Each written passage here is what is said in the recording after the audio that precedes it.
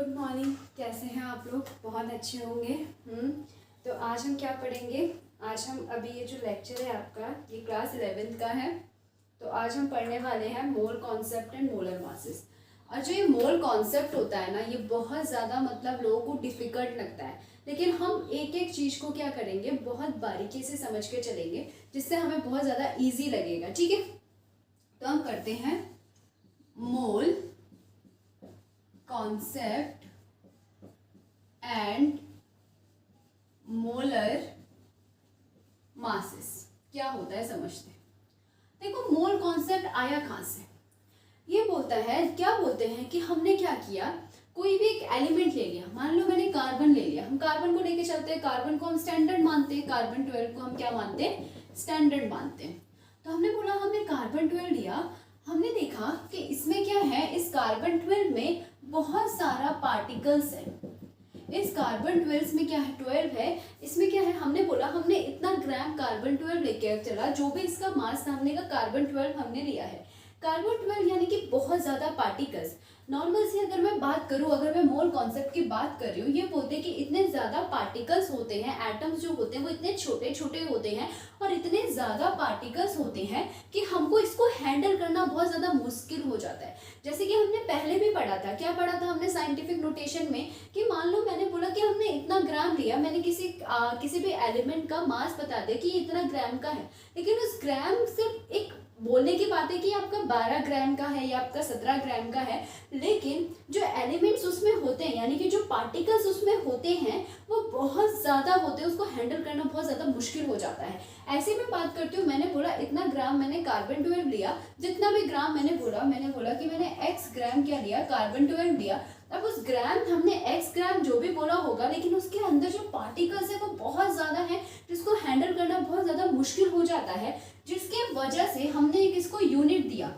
इस प्रॉब्लम को सॉल्व करने के लिए हमने इसको यूनिट दिया। उस यूनिट की वजह से हम क्या करते हैं, इस पार्टिकल्स को हैंडल कर सकते हैं, और उस यूनिट का नाम हमने कहा मोल।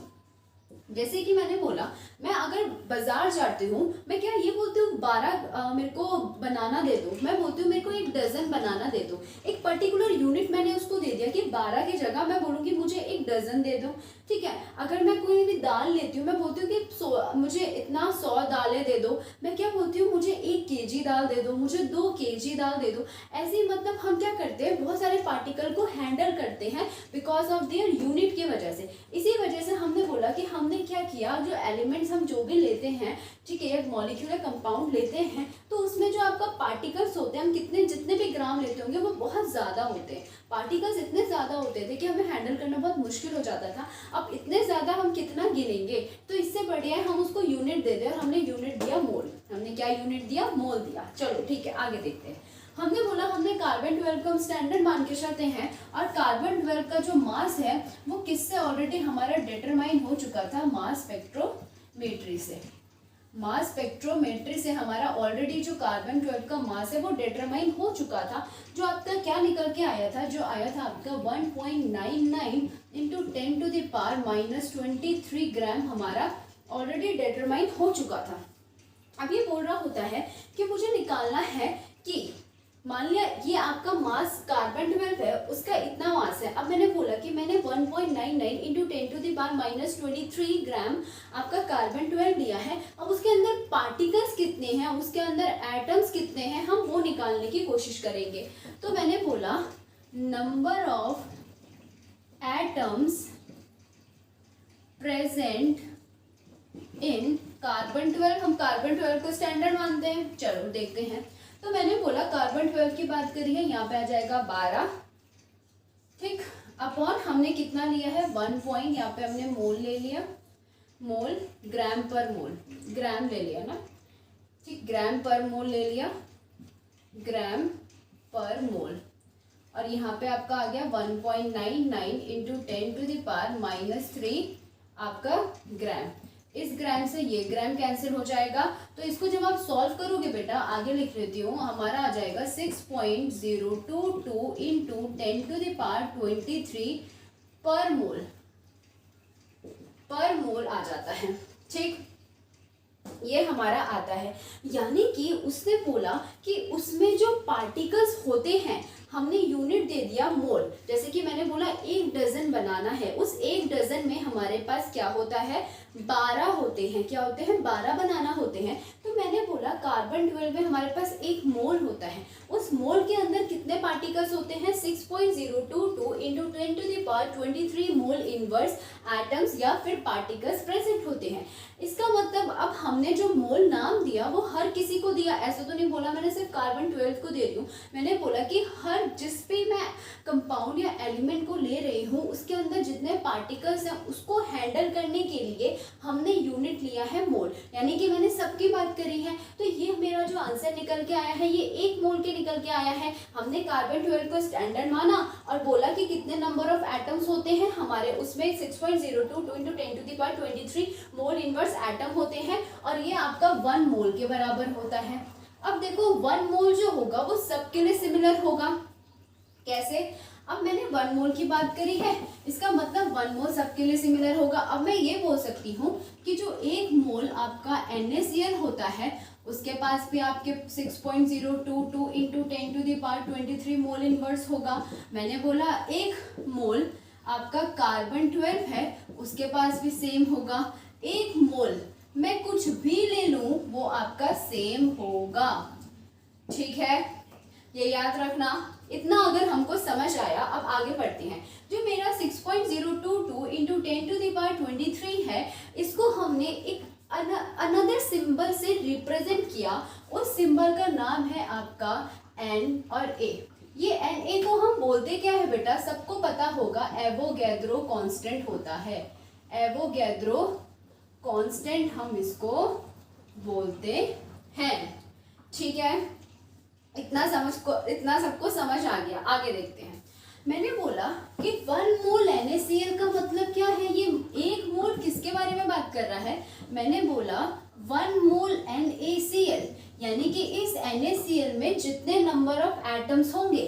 अब NaCl की मैं बात कर रही हूँ, यानी कि 1 मोल ऑफ NaCl में मेरे पास 6.022 इंटू 10⁻23 मोल इनवर्स एटम है, ठीक है। अब मैं बोल रही हूँ कि इसका मास कितना होगा, इसका जो मास होगा यानी कि कितना हो जाएगा आपका Na प्लस Cl का एटॉमिक मास हो जाएगा।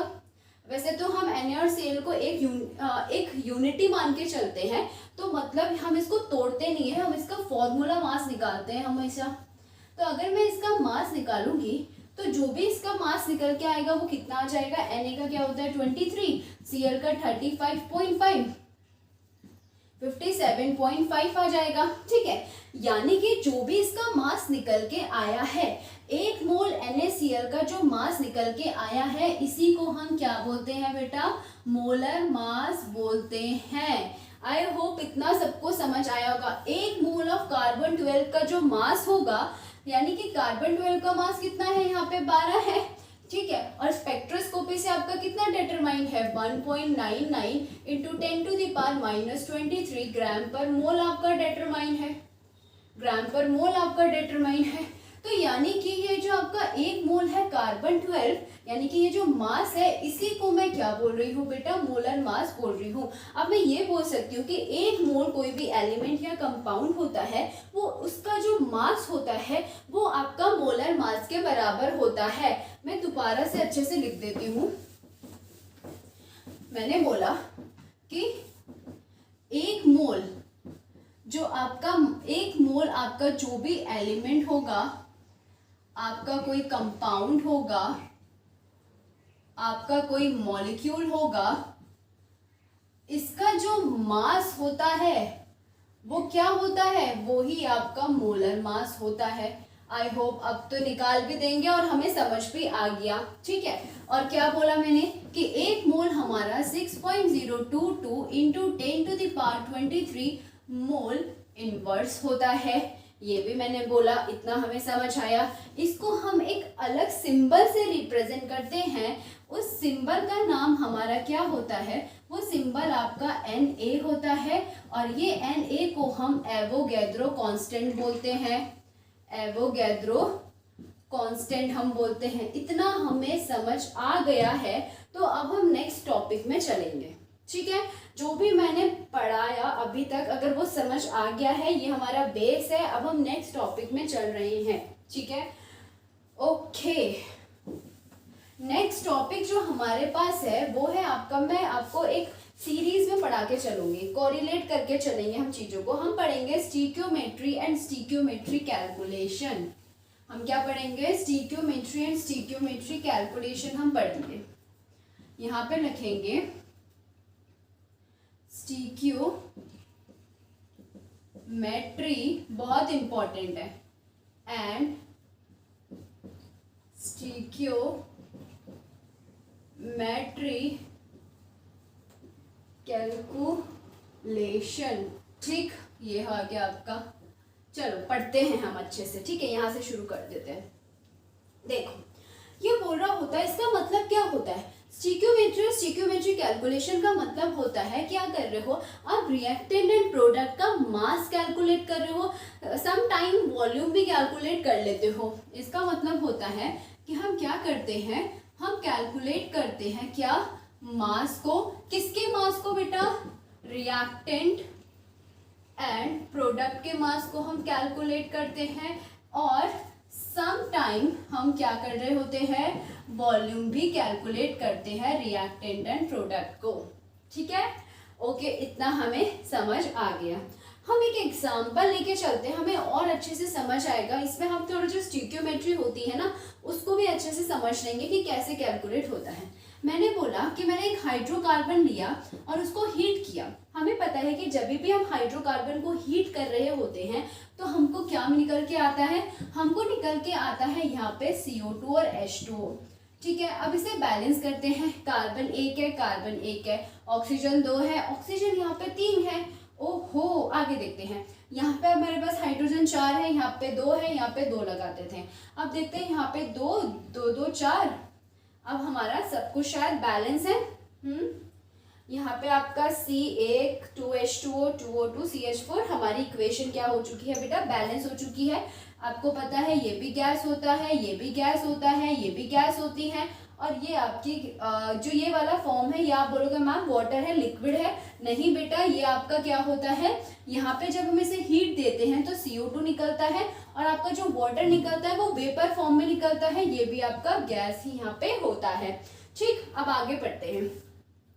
क्या मैं ऐसा नहीं बोल सकती कि 1 मोल CH4 ने 2 मोल O2 के साथ मिला, 1 मोल CH4 आपके 2 मोल O2 के साथ मिला, और इसने क्या बनाया? इसने बनाया आपका 1 मोल CO2 प्लस 2 मोल H2O बनाया। समझ आया? हमने बोला किसी भी एक कंपाउंड को मैं क्या मान लूंगी? अगर मैंने बोला CH4 है, मैंने कहा इसमें कितना मोल है? 1 मोल है, ठीक है। हम स्टीक्योमेट्री ले रहे हैं, आगे कुछ नहीं है, हम बोल रहे कि 1 मोल है, ठीक है। अब मैंने बोला कि 2 ऑफ O2 है, मैं अगर कुछ नहीं होता तो हम बोलते 1 मोल है, लेकिन यहाँ पे 2 है तो इंटू 2 हो जाएगा, यानी कि यहाँ पे 2 मोल है। अब मैं बोल सकती हूँ कि 1 मोल जो CH4 है वो आपका 2 मोल ऑफ O2 के साथ रिएक्ट करके 1 मोल ऑफ CO2 और 2 मोल ऑफ H2O का फॉर्मेशन कर रहा है, ठीक है। अब इसका मास भी निकाल के देखते हैं क्या होगा।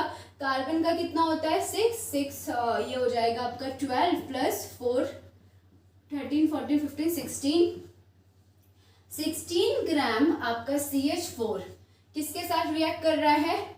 8 2 जा 16, और 16 इंटू 2 कितना हो जाएगा? 32, ठीक है। आपका 32 ग्राम आपके O2 के साथ रिएक्ट कर रहा है, ठीक है। यहाँ पे हम मास ले रहे हैं, यहाँ पे हम बोल सकते हैं कि आपका हो जाएगा यहाँ पे 12 प्लस आपका 8 2 जा 16 इंटू 32 44 ग्राम ऑफ CO2 बना रहा है, प्लस आपका क्या बना रहा है? 2 प्लस 16 यानी कि 18 ऑफ H2O आपका बना रहा है। हम ये भी तो बोल सकते हैं कि आपका मैंने मास लिया है, मैंने बोला 16 ग्राम, दोनों का मोलर मास है। क्या लिया है मैंने? कार्बन कितना होता है आपका? 12 होता है इसका एटॉमिक मास, इसका 4 होता है, तो मैंने 16 लिया।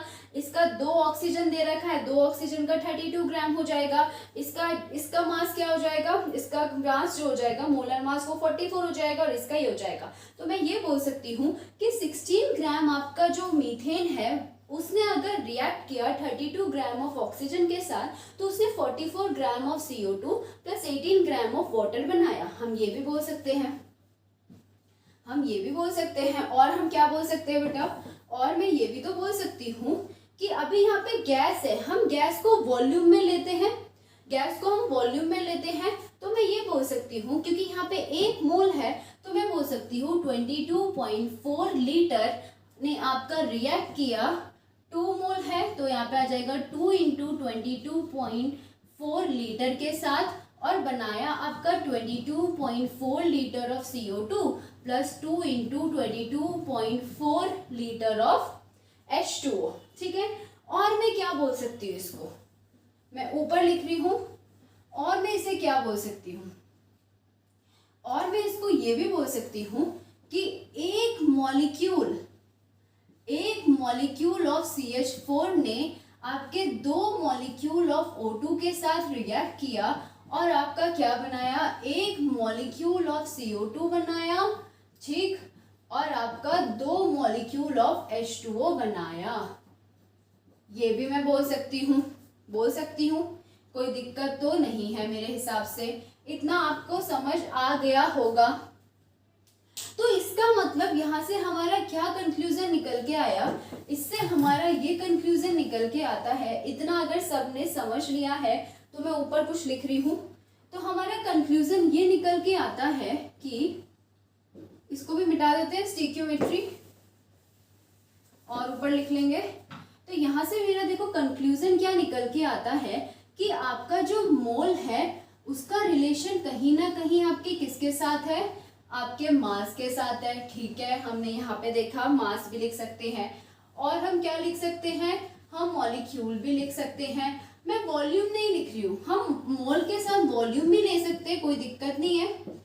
ये जो सारे होते हैं ये एक दूसरे से, ये तीनों तो देखो एक दूसरे से इंटर रिलेटेड है।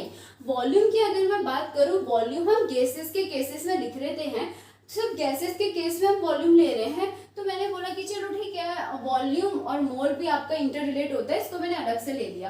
बाकी ये तीनों तो होते ही हैं एक दूसरे से इंटर रिलेटेड। इतना हमारा अभी तक कंक्लूजन निकल के आ गया। एक और चीज है, एक फॉर्मूला होता है, इसे भी दिमाग में बिठा देना। डेंसिटी जो होती है वो होती है आपकी मास बाय वॉल्यूम। ये आपका जब आप मोलैलिटी आप सॉल्व करोगे तो ये फॉर्मूला आपका काम आएगा। ठीक है, अगर इतना सबको समझ आ गया है तो मैं रब कर रही हूँ। मैं मानती हूँ आपको थोड़ी सी दिक्कत जरूर होगी, मोल कॉन्सेप्ट में थोड़े बहुत दिक्कत होती है, लेकिन मैं अपने तरफ से आपको 100% दे रही हूँ ताकि आप इजीली समझ जाओ। ठीक है, तो आप इसका स्क्रीनशॉट ले सकते हो। मैं साइड हो गई हूँ, फिर मैं आगे करवाती हूँ। ठीक, हम क्वेश्चन करते हैं, एक काम करते हैं, हम क्वेश्चन करते हैं। क्वेश्चन क्या करेंगे, इसको ऐसे ही रहने दो। क्वेश्चन आपका 1.3 है। क्वेश्चन दे रखा है कि इसने बोला calculate the amount of water produce by the combustion of 16 gram of methane. उसने बोला 16 ग्राम है आपका मीथेन का, CH4 होता है आपका। इसने क्या प्रोड्यूस किया है, इसने आपका वाटर प्रोड्यूस किया है। उसने बोला कितना ग्राम आपका इसने वाटर प्रोड्यूस किया होगा ये आपको बताना है। ठीक है, इसने बोला है इसका मास आपको बताना है। हमें पता है H2O और CO2 ही प्रोड्यूस होगा। H2O कब प्रोड्यूस हुआ होगा, जब इसको ऑक्सीजन दिया होगा। यहाँ पे सॉल्यूशन लिख लेती हूँ। मेरे को पता है कि 16 ग्राम ऑफ CH4 है। H2O कब प्रोड्यूस हुआ होगा, जब ऑक्सीजन दिया होगा। अंडरस्टूड है, तभी हमारा H2O और CO2 निकल के आता है। बैलेंस हम करेंगे। ये रिएक्शन कुछ ऐसी है, हमने कर दी है, यहीं पे हमने ले लिया था। अब उसने बोला 16 ग्राम ऑफ CH4 कितना ग्राम ऑफ H2O को प्रोड्यूस कर रहा है। यहाँ पे हमने लिखा हुआ है कि 16 ग्राम ऑफ H2O आपका क्या कर रहा है, 18 ग्राम ऑफ क्या प्रोड्यूस कर रहा है, H2O को प्रोड्यूस कर रहा है। आंसर कितना इजी था। एक और क्वेश्चन है, इसके बाद क्या बोला है, 18 ग्राम ऑफ H2O को प्रोड्यूस कर रहा है। अच्छा ठीक है, ये जो आपका 18 ग्राम है, ओके ये आपका 2 है। ये जो आपका 18 ग्राम है ये आपका किसके लिए है, 18 ग्राम आपका एक H2O के लिए है, लेकिन यहाँ पे तो बेटा 2 H2O है, तो हम 2 इंटू 18 ग्राम कर देंगे, हमारा आंसर आ जाएगा 36 ग्राम। ठीक है, इतना अगर समझ आया तो एक और क्वेश्चन है वो भी देखते हैं, इसको मैं रब कर रही हूँ, बहुत इजी था, चलो देखते हैं। ये आपका एक H2O के लिए है, 2 कर ही दो, यहीं पे कर दो, नहीं तो आप कंफ्यूजन हो जाओगे आपको। ठीक है, आगे देखते हैं क्या बोला है। आगे बोला गया है आपका कि how many moles of methane are required, ये बोल रहा है, यहाँ पे क्वेश्चन दे रखा है कि मीथेन जो है उसको कितना मोल्स लगेगा क्या करने के लिए, प्रोड्यूस करने के लिए, क्या प्रोड्यूस करने के लिए, after combustion of to produce CO2। कितना CO2 बोला उसने, 22 ग्राम CO2 को प्रोड्यूस करने के लिए इसमें कितना आपका क्या लगेगा, आपका रुको, how many moles of methane are required to produce 22 gram of CO2। ये बड़ा है थोड़ा, इसको मैं मिटा रही हूँ सारा।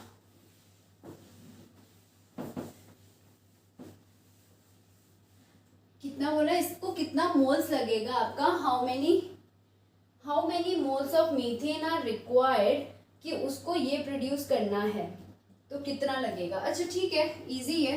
देखो नॉर्मल इसने बोला है, क्या क्वेश्चन में दे रखा है कि आपकी कंबशन रिएक्शन हो रही है, तो हमें पता है कि CH4 है, अगर कंबशन रिएक्शन है ऑक्सीजन के साथ कराएगा और आपका CO2 और आपका H2O दे देगा, हमें ये पता होता है, ये आपका सोल्यूशन है। ठीक है, अब देखो CH4 है आपका, अब इसको बैलेंस करते हैं, हमने बैलेंस ऑलरेडी कर लिया है कि यहाँ पे 2 आएगा और यहाँ पे आपका 2 आएगा। ठीक, अब हम क्या करते हैं, इतना हमें समझ आ गया है, अब हम एक काम करते हैं, हम देखते हैं 22 ग्राम बोला है, पहले हम इसका सबका ग्राम में निकाल ले, हमने निकाल दिया था, मास कितना आया था, इसका आपका निकल के आया था 16 ग्राम, इसका आपका कितना निकल के आया था, आपका ऑक्सीजन का कितना निकला था, आपका ऑक्सीजन हमारा हमने निकाला था, चलो दोबारा निकाल देते हैं, 8 2 16 इंटू 2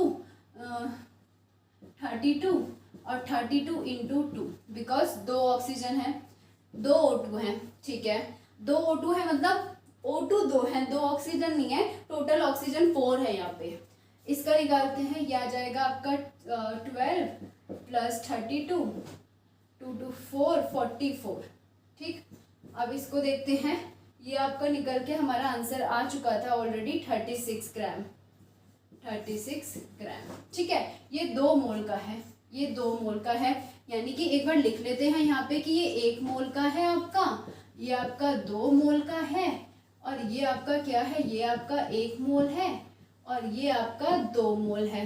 इतना हमको समझ आ गया। ठीक, तो अभी मैं उसने क्या बोला है कि कितना मोल CH4 इतना प्रोड्यूस करेगा, तो मैं सिर्फ इतना ले लेती हूँ जितना उसने पूछा है।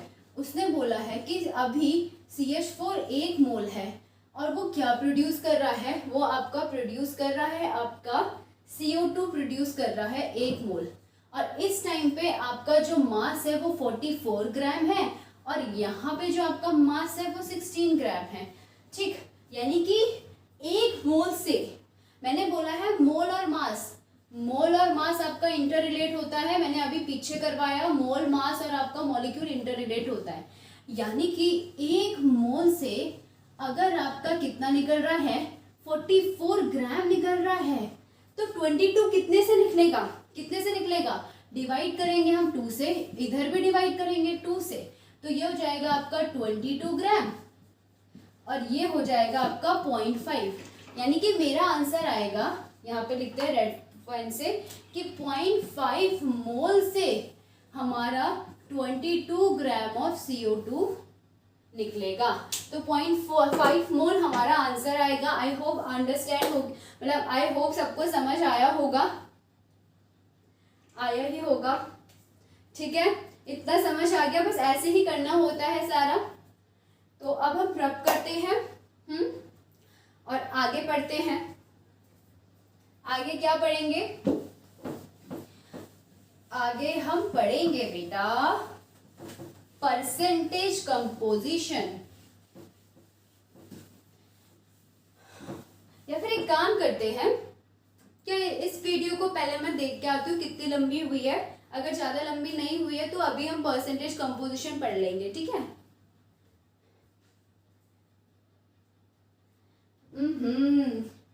30 मिनट की मेरी वीडियो ऑलरेडी हो चुकी है, तो मैं एक काम करती हूँ, अभी इतना कर लेते हैं।